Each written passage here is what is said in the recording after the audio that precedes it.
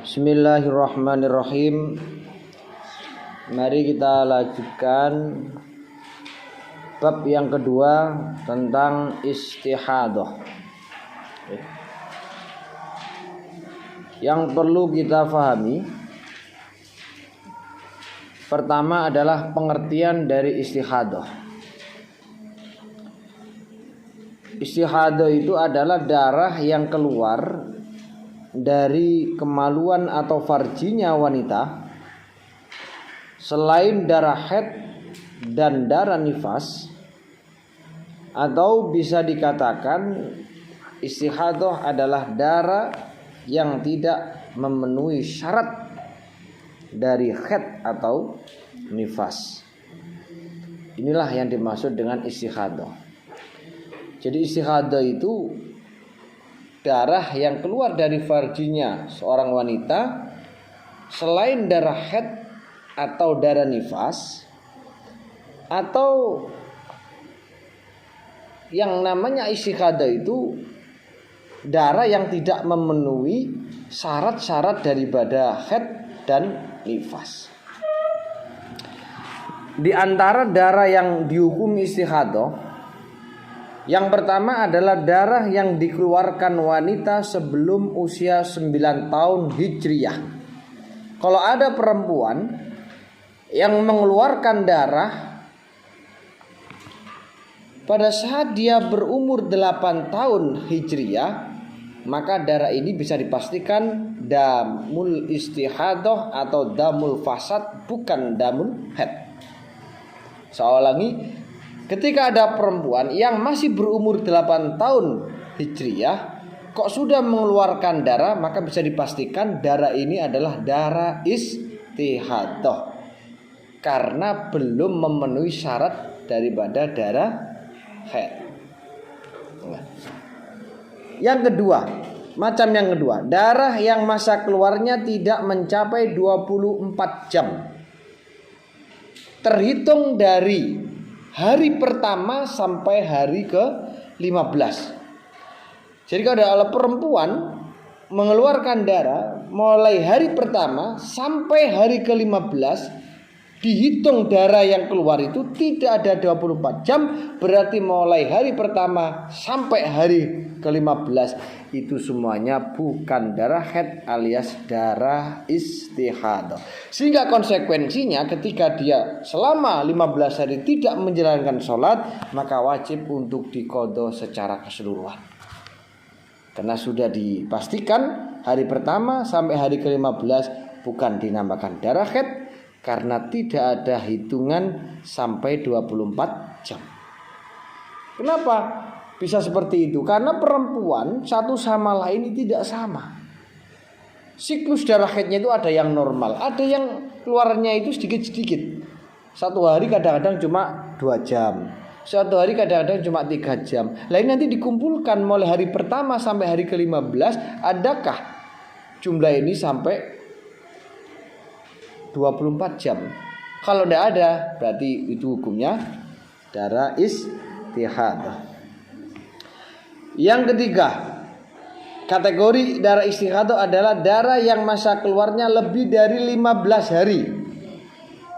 Kalau ada perempuan yang mengeluarkan darah lebih dari 15 hari, berarti darahnya ini adalah istiraq. Artinya apa? Ada sebagian yang dihukumi haid, ada yang sebagian hukumnya istihadah, sebagaimana yang kita pelajari kemarin, yang kita pahami kemarin. Ya. Misalkan saja ada perempuan mengeluarkan darah hari pertama sampai hari ke-17 keluar terus, maka di sini tidak bisa kita hukumi 1 sampai 15 itu haid, 2 hari sisanya adalah istihadah. Tidak bisa itu.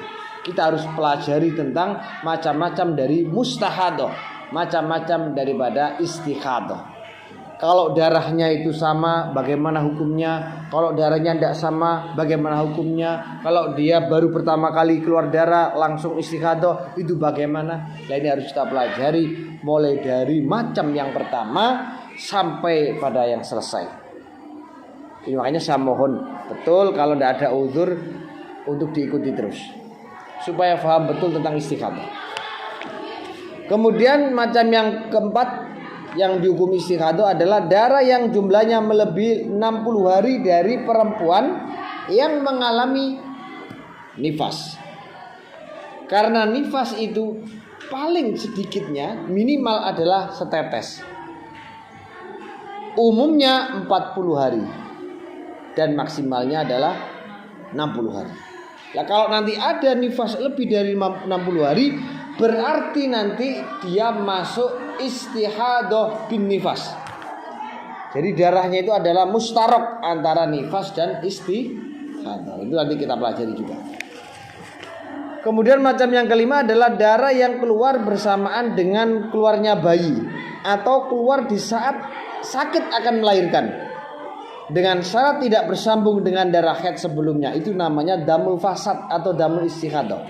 Darah yang keluar bersamaan dengan bayi yang dilahirkan itu bukan nifas, tapi darah istihadah. Atau darah yang keluar karena menahan sakitnya detik-detik melahirkan, itu juga namanya damul istihadah, dengan syarat dia tidak bersambung dengan darah haid sebelum dia melahirkan.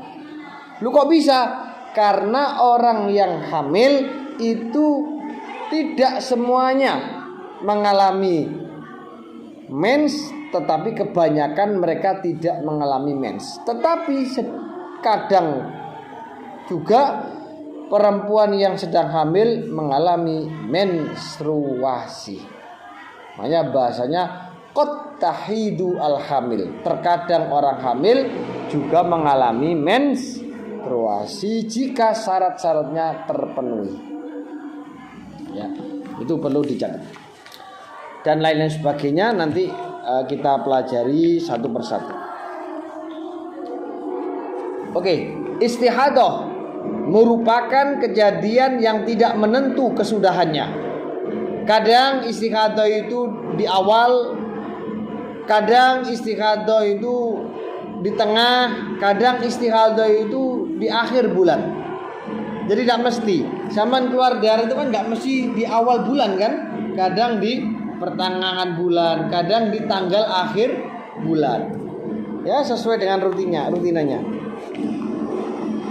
Secara umum istihadah itu ada dua macam.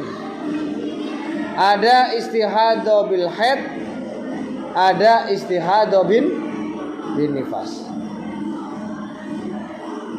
Sedangkan darah yang masa keluarnya ini melebihi 15 hari itu masuk dalam kategori darah istihadah bil haid. Yang artinya apa? Sebagian darah haid dan sebagian lagi adalah darah istihadah. Makanya tadi saya bilang darah yang mustarok antara darah haid dan darah istihadah. Sama tutup.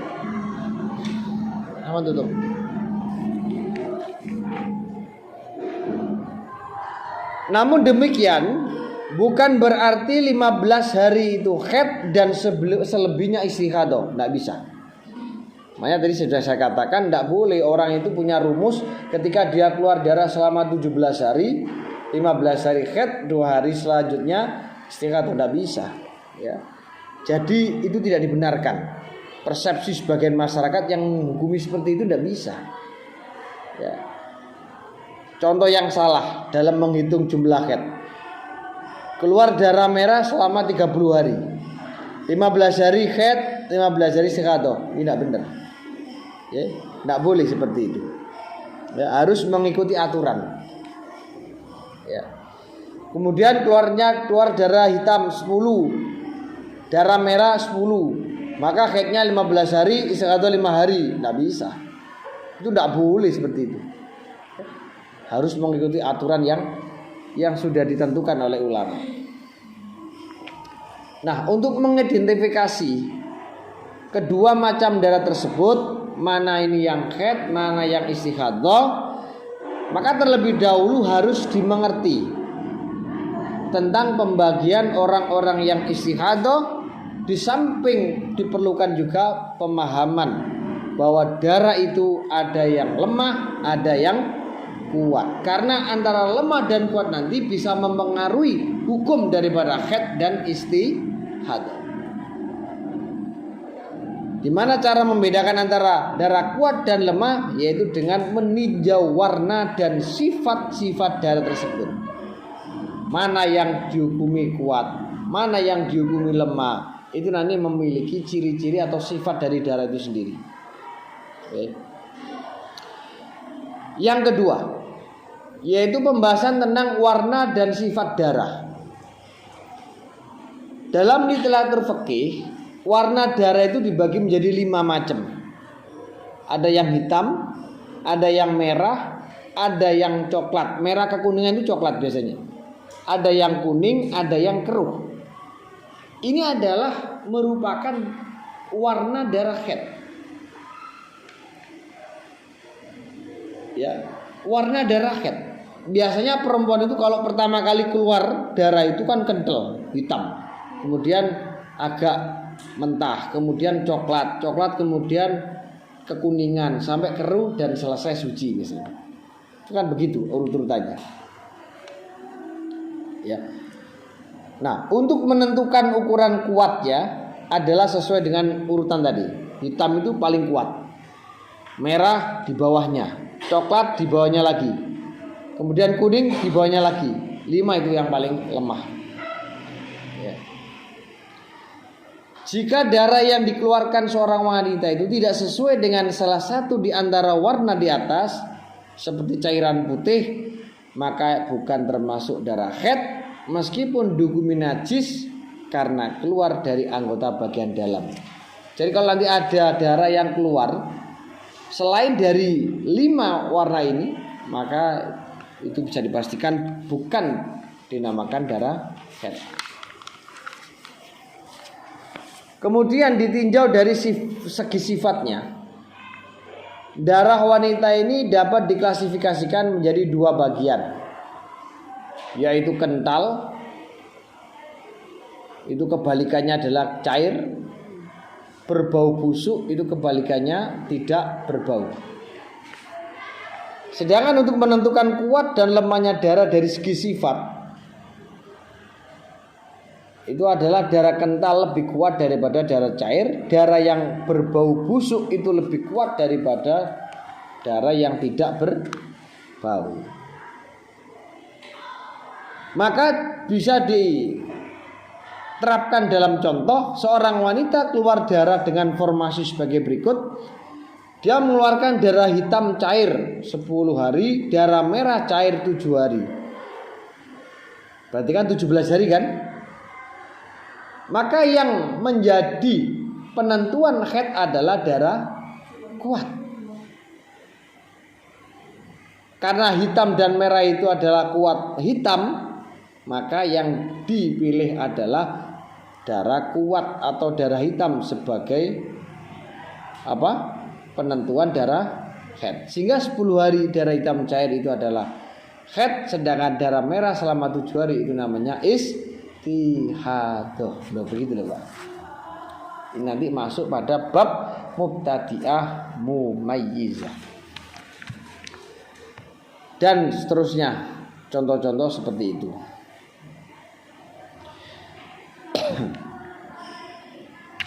Kemudian misalkan ada perempuan itu mengeluarkan 3 macam sifat darah. Ada yang paling kuat, ada yang lemah, ada yang paling lemah. Tadi contoh-contoh kan kuat dan lemah gitu aja ya.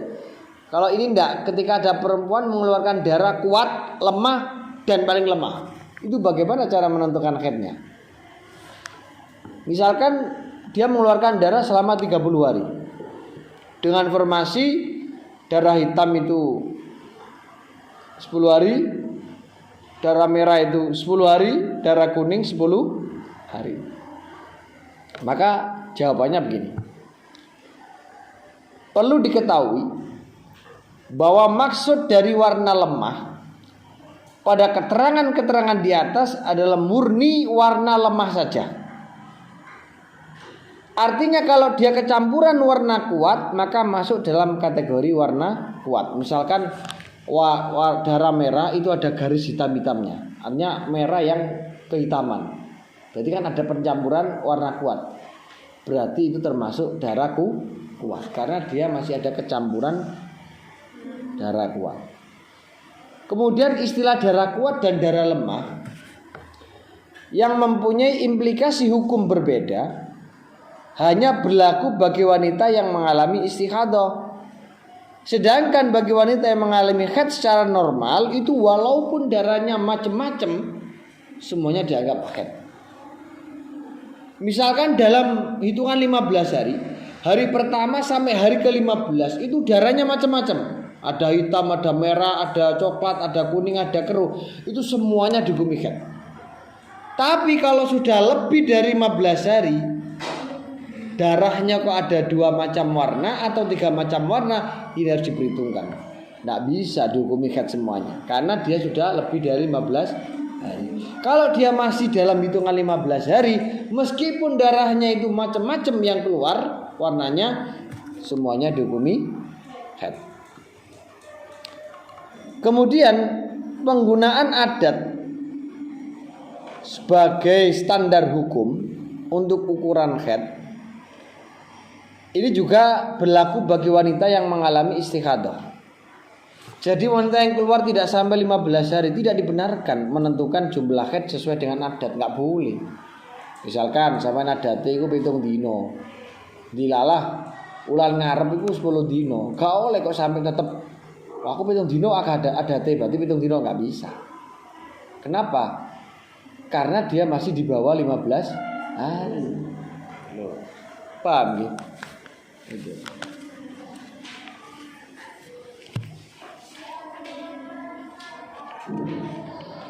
Dah, itu sebelum saya lanjutkan ada yang perlu ditanyakan tentang seputar istihadah. Tidak ada ya? Oke, silakan.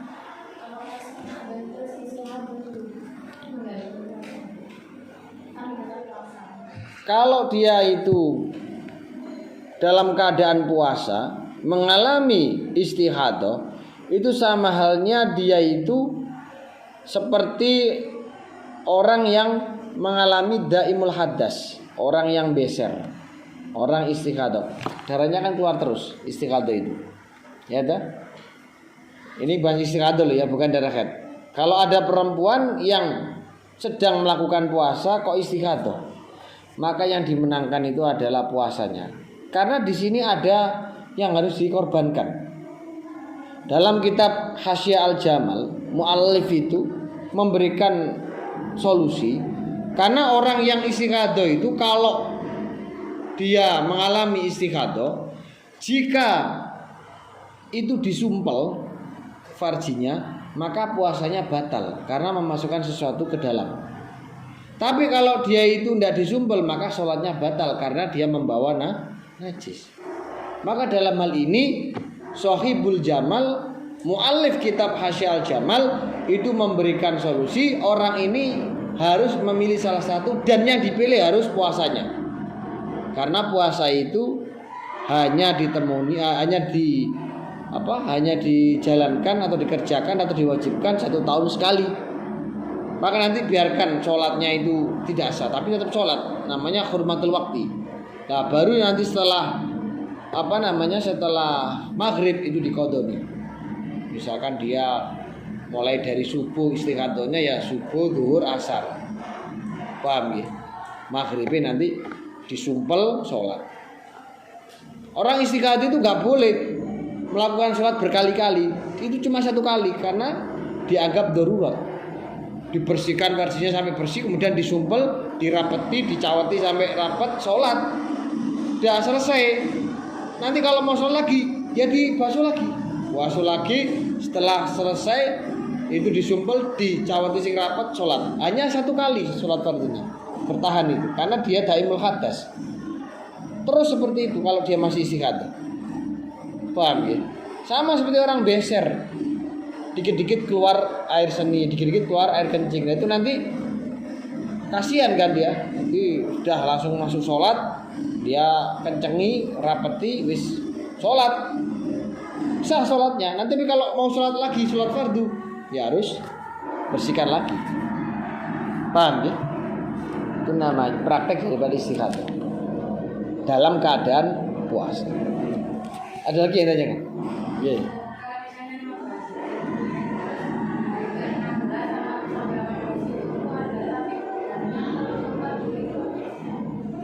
Dia keluar mulai tanggal berapa? Hari ke-16 baru keluar. Oh, 1 sampai ya.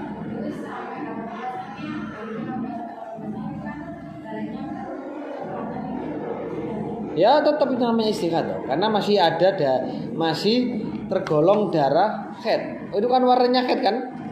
Keruh dan kuning kan masih darah haid. Walaupun itu yang paling lemah, dia kan masih keluar berarti.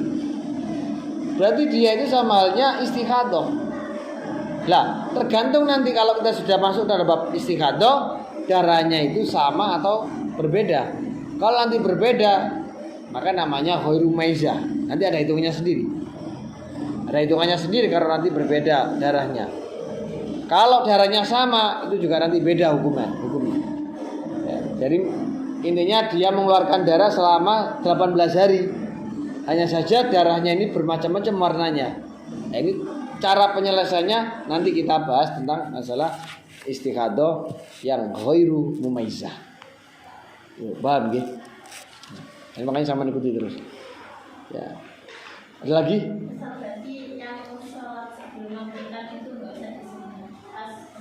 Unda, biarkan tapi tetap sholat lihurmatil wakti. Iya, dikodoni satu-satu. Kalau masih dia istikhadah, ya tadi prakteknya. Ya, mau sholat dibersihkan semuanya, disuceni, baru disumpel, dicawati sing rapet, sholat. Dah selesai kan? Mau sholat lagi, dibersihkan lagi. Terus selama dia istikhadah. Hah? Sholat taraweh. Lah berarti ya tadi. Makanya kalau istikhadah itu cukup digunakan, kalau sholat fardu itu cukup digunakan 1 kali. Tapi kalau sunnah boleh berkali-kali. Kalau fardu tidak boleh. Kekuatan fardu. Makanya fardu itu harus dibedakan dengan sunnah. Ya, ada fardu sampai sunnah kok sampean padakno eri sing fardu. Ya.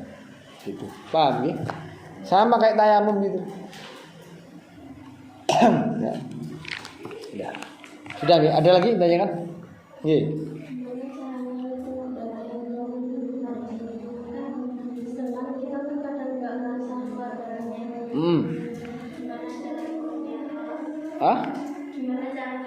Ngitungnya itu yang jelas sebagai ngitung itu nggak mungkin secara akurat. Artinya sama harus mengira-ngirakan. Misalkan gini Mbak, sama tadi lihatnya jam berapa? Sebenarnya jam 6 pagi ya. Kemudian dilihat lagi jam misalkan jam 10 didelok. Loh, kok wis suci ditempel ini kan berarti kan 4 jam. Pokoknya sampean ketika ada waktu untuk melihat ya itu nanti dihitung.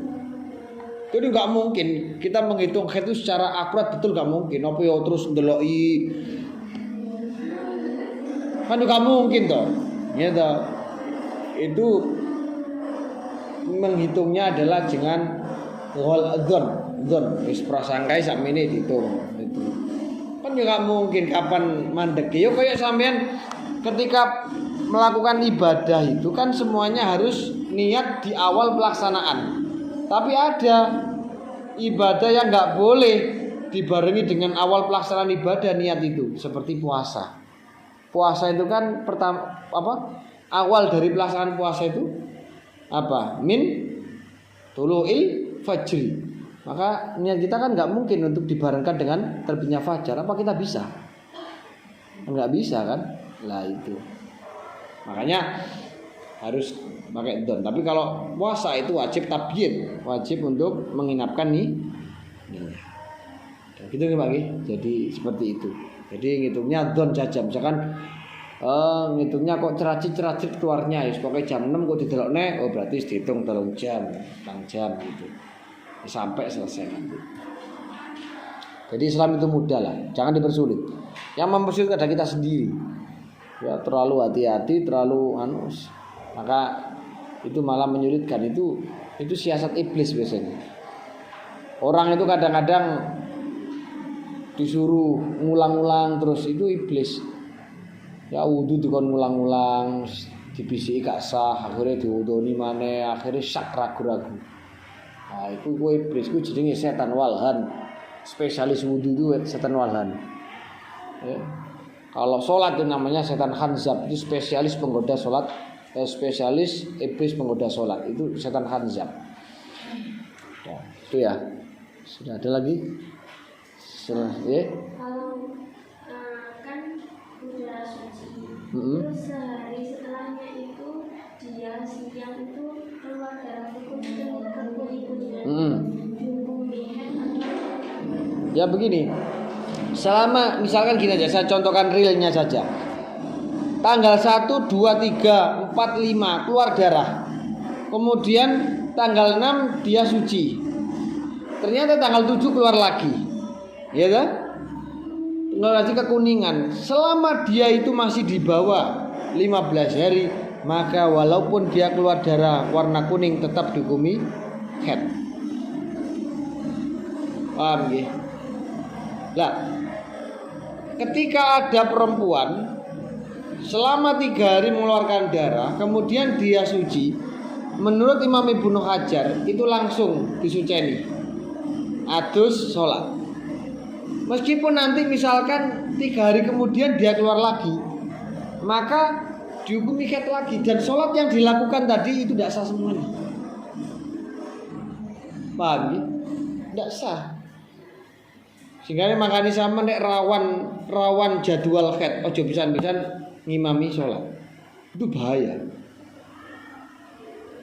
Sampai keluar darah 3 hari ya, keluar darah 3 hari suci, wani-wani ini ngimami sampai di dalam 3 hari kemudian dia haid lagi, maka sholat yang dilakukan ini tidak sah. Karena di antara libur ini yang diapit oleh darah yang masih di bawah 15 hari itu dihukumi haid. Jadi suci ini gak keluar itu tetap dihukumi haid, dan sholat yang Anda lakukan itu tidak sah. Maka kewajiban Anda harus memberitahu kepada makmum-makmum yang telah sholat dengan imam. Makanya kalau masih jadwal haid, jangan sekali-kali ngimam. Itu bahaya. Paham ya? Hanya kayak sopo lah, sopo sini. Karena itu nanti berakibat apa? Ya berakibat fatal nanti ketika sampai dia keluar darah lagi dan dihukumi haid. Maka sholat yang dilakukan itu tidak bisa sah, sehingga nanti imbasnya ke makmum juga. Paham ya? Sudah ada lagi? Ada ya? Itu aja. Ini bertahap aja. Kita belajar, tidak perlu tergesa-gesa, kita santai aja, rileks, ya, pelan-pelan. Nanti ada yang belum paham tanyakan, ya. Kalau dirasa penting dicatat, karena itu sampai nanti ketika sampean sudah berusia lanjut itu tetap itu dipakai acuan, ya. Insyaallah minggu depan kita lanjutkan ke macam-macam wanita yang mustahadah, wanita yang mengalami istihadah, ya. Saya kira cukup sekian apa yang saya sampaikan, mudah-mudahan ada guna manfaatnya di dunia wal akhirah. Al-Fatihah.